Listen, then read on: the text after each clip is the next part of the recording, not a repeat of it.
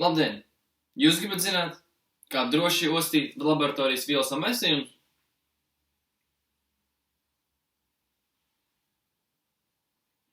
Labi, es jums to varu parādīt. Ejam uz laboratoriju.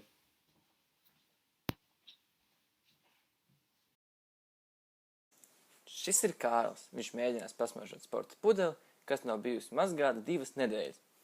Viņš nezina, ka tieši ostīt vielas ir bīstami, un sliktākajā gadījumā tas var novest pie gļotādu un plaušu bojājumiem. Kārlis, acīm redzot, nezina, kā pareizi ostīt vielu samaisījumus laboratorijā. Neesi kā Kārlis. Dari pareizi. Šoreiz mēs pārliecināsimies, lai Kārlis visu izdara pareizi. Kā nu sākumā ir jātaisa pudele vaļā. Tad ar maigu mājienveidu kustību smaržu jādabū savā virzienā. Tieši tā. Tagad jūs zināt, kā pieties ar vielām un vielu maisījumiem laboratorijā.